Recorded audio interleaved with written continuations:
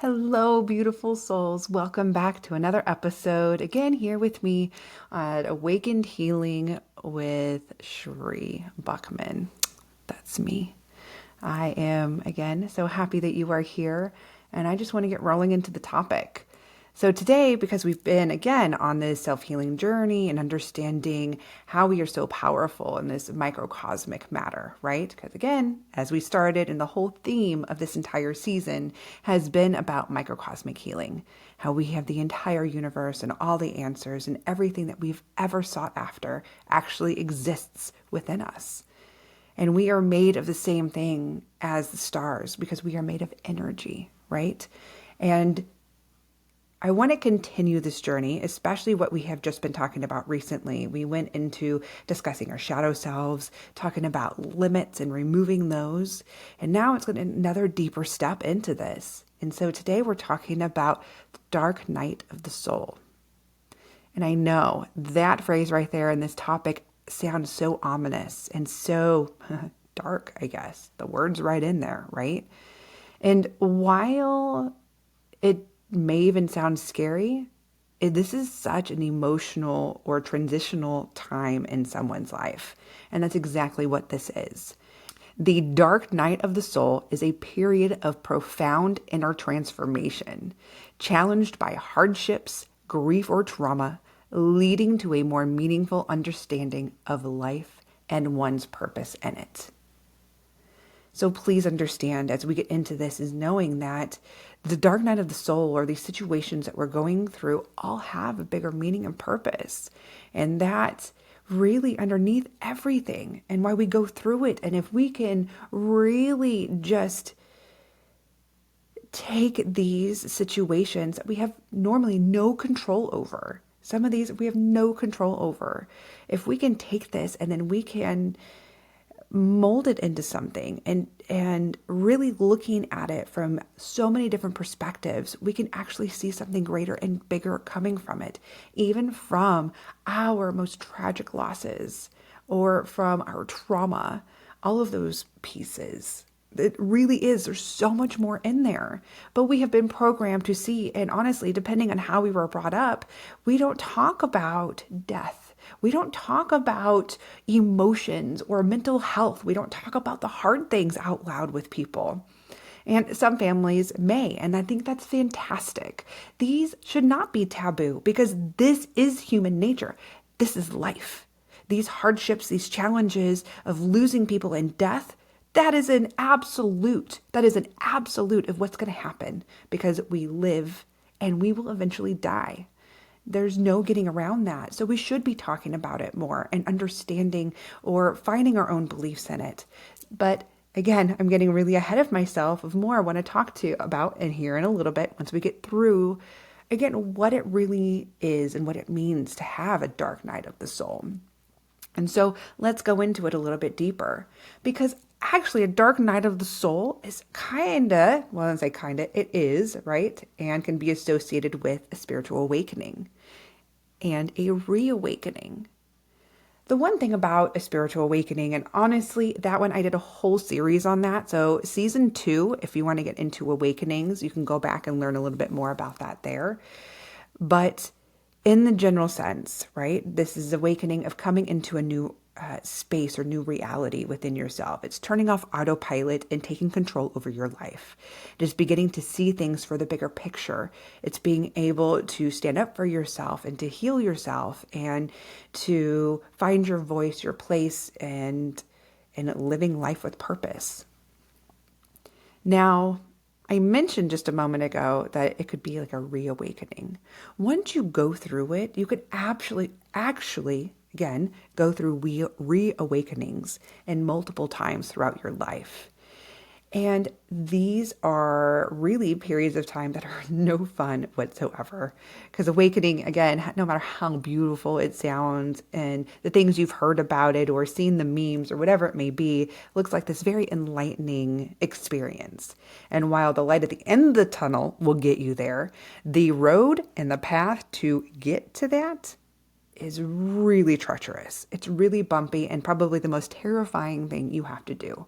Because again, it takes self-awareness and self-accountability and courage to get through this journey. And once it happens, and once that box open or that door opens for you, which by the way, usually is something that's out of your control, it just kind of happens, this awakening period of where you start questioning things, you can't close the door again. You really can't, because once you become aware of some of these pieces, especially about yourself, about life, these bigger perspectives, there's no putting it back in the box. You are now aware. And while some people may go through this process and maybe get to a place where it gets really scary, look, I get it. And I'm telling you that yes, you are validated. It is scary. And it is okay if you take a moment of panic or it's extreme grief or anger or whatever it is you are going through. That is okay. Take your time in that moment.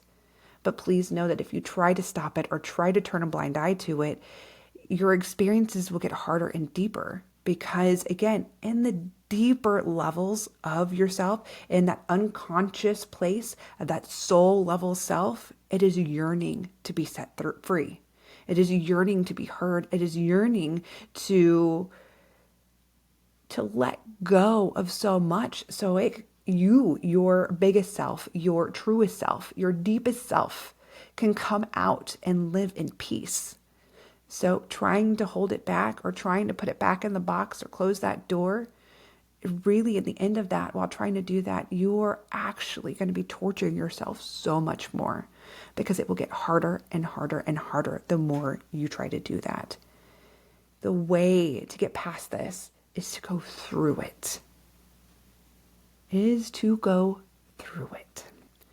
This is more of these dark nights of the soul, or these, again, awakening, reawakening journeys that you go through. They're exactly that. It's as if it's a new chapter in your long journey here of going to another layer. It's like another layer you have to go in to get to your next destination, to reach the final destination of wherever that might be for you, whether it is more of like an enlightenment. We'll get into that later. I have different beliefs or thoughts or feelings or downloads, however you want to say about that.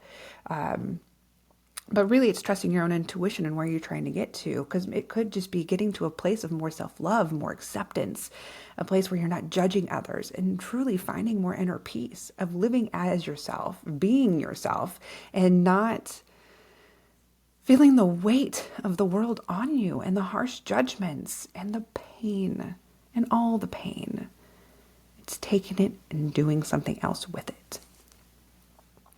So when these dark nights of the soul happen, it usually occurs over a trauma. Okay. So a trauma in the sense of this could be maybe a loss of a relationship or a divorce, a big breakup, even friends who get in fights and no longer are talking. So again, in a deep relationship or one that you've had that makes a big impact on your life.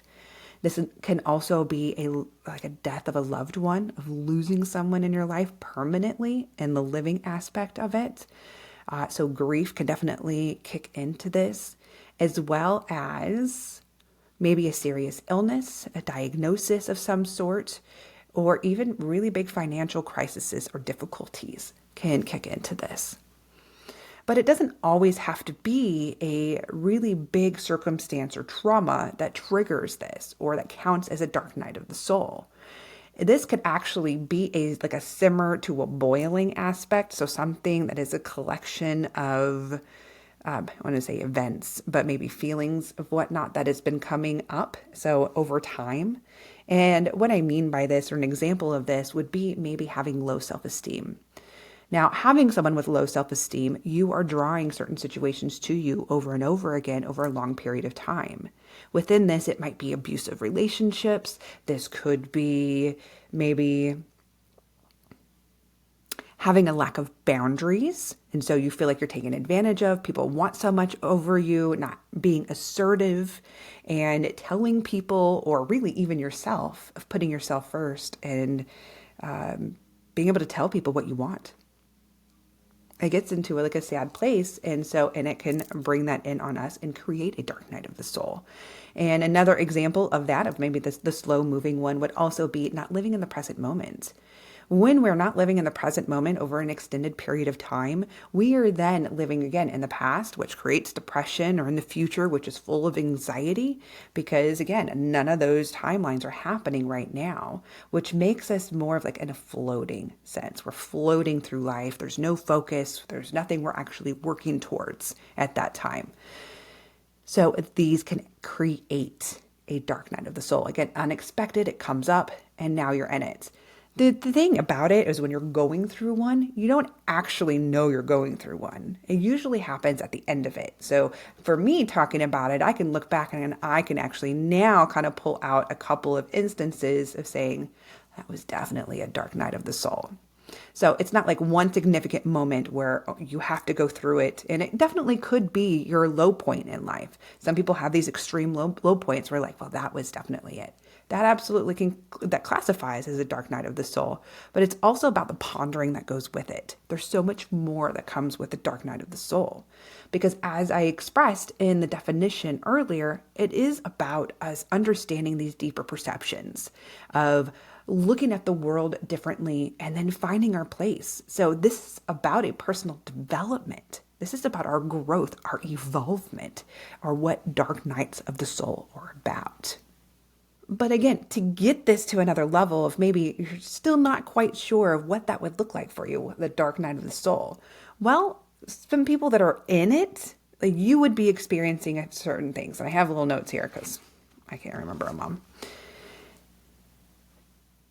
During a dark night of the soul, you can, let's put it this way, think about depression. Depression can absolutely come up in this because especially if you're going through grief or again, that low self-esteem boiling up to the surface, this is going to cause that depression. In depression, we have this lack of energy. So lethargy, I can't even say the word. I think y'all get what I'm trying to say. But also comes with maybe a sadness or just kind of like this cloud, this dark cloud that you carry with you everywhere, right? So it's kind of like sucks the happiness out of everything or conversations. People aren't really having a good time hanging out with you. You are not having a good time hanging out with other people. So this creates more isolation. You're more isolated during these times and withdrawing under the covers, sleeping more often, or maybe not sleeping at all, having a very hard time sleeping. Because again, anxiety can kick up during this time. You're feeling more detached from life in general, your life, kind of sitting back and wondering, like, what happened to me? I used to be so full of life, and here I am now, and I can barely get out of bed or do the basic things. And you can feel that people are withdrawing from you, friendships, different relationships, children, whatever it may be. And you know that, again, that life that filled you up before is now being pulled out of you. You also begin to notice that your thought patterns, you're going to be really, really in your head at this time. Again, it's like these full conversations going on in your mind because you're not present during this time. So you're overactively thinking. You're having probably a lot more negative or very maybe intrusive thoughts about yourself. So now this is happening over and over again. And really, it's just feeding the beast. It's feeding that beast within yourself. And that is truly what this dark night of the soul is. It's coming to this essentially an existential, I can't even say the word, existential crisis. I say it's close enough. So this crisis that we're having, this happens in mental health, right? So this is, again, it's a period of deep self-reflection and questioning that can lead to a significant shift in one's understanding of their identity and purpose in life, often accompanied by feelings of doubt and uncertainty. Yes, this is that period or that time or that phase or whatever it may be, the situation that it turns your life upside down. Everything feels upside down. Nothing makes sense anymore because it can be very subtle Again, it's that slow draw where you're starting to feel it and it's happening over until one day you just look back and you're like, what happened? How did I get to this point to feel like this? But these are the things that will start popping in your head when you're going through a dark night of the soul. You're going to start questioning it, right? Because there's a difference between those who are going through very hard circumstances and blaming the world and putting themselves in victim mode, because that is not self-awareness and self-accountability. When these happen, these dark night of the soul, this is a moment, again, you may not be super aware, but you do start questioning things all over and over again. And it may not be very positive, definitely may not be very positive when you begin going through it, because you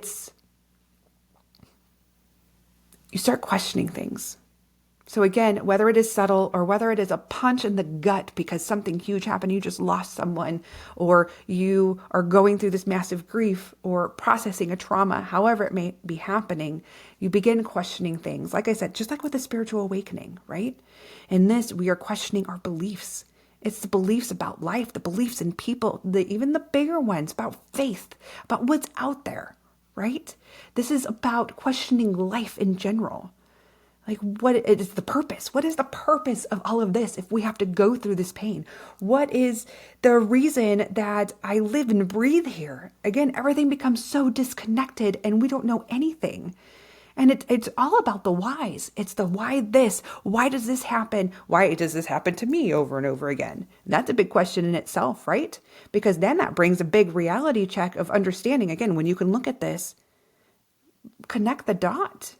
Right? You have to connect the dots. What's the common denominator with all of these big pieces happening? And it comes down to you, right? And let me be clear here. I am not saying that you caused this big loss or whatever may have happened. That is not what I am saying here. But I'm talking about the collective, especially those who've gone through many experiences, especially when you're in a place of low self-esteem and you've collected these pieces, right? You've collected these situations. Then it's coming to that saying, okay, maybe I do need to practice some more self-love and get out of this low place and find my worth and step out of that to know that I deserve more. That's what I mean by that.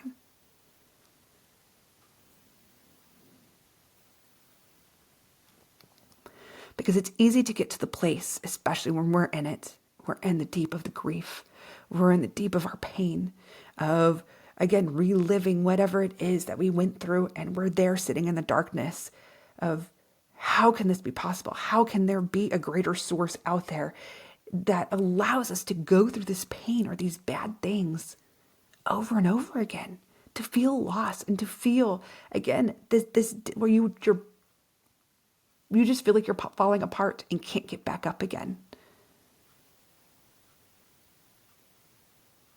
But in this process, within that, it comes, if you can come out of it, it is happening to offer you new perspectives and lessons and growth and empowerment and self-healing, and it keeps going. Feel what you need to feel in these situations because it's there for a reason. Our emotions are natural. If you feel angry, if you feel sad, if you feel just utter joy, whatever it is you're feeling, that is yours to feel. So feel it. Yell into that pillow and ask the questions and do all the things that you need to do to express it and try to let it process and get out of your physical body. Because that's what you need to do. Your emotions are meant to be expressed and to process. So let it out how you need to.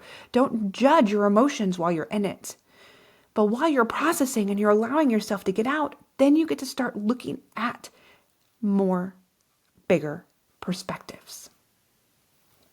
It is a very, very hard acceptance to swallow, especially given the choice of whether we would all choose to lose someone or to fall ill or to experience a trauma. Obviously, we wouldn't choose that. We would never choose those things. But it does happen not within our control.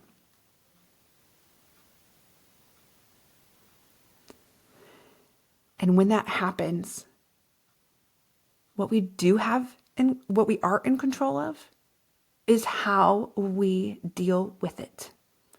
Do we allow ourselves to become defeated and to go further into the victim mode? of why me? Why does this keep happening?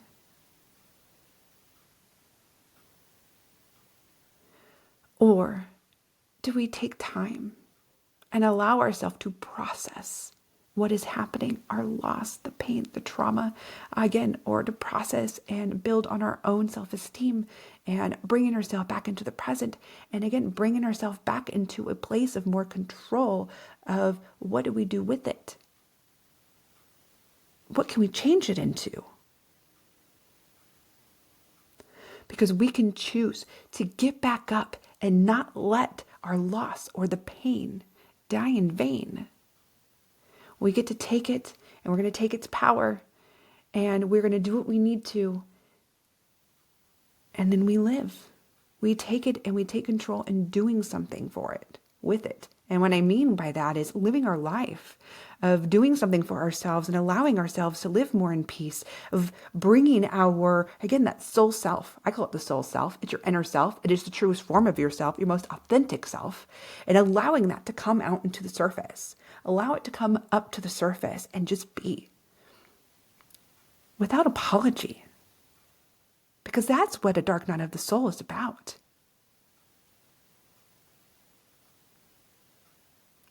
It's about offering new perspectives of life. It can even offer blessings of these new lessons and growth that go with it. Feeling empowered and taking more control and living your life. Being stronger and more resilient, and even feeling lighter.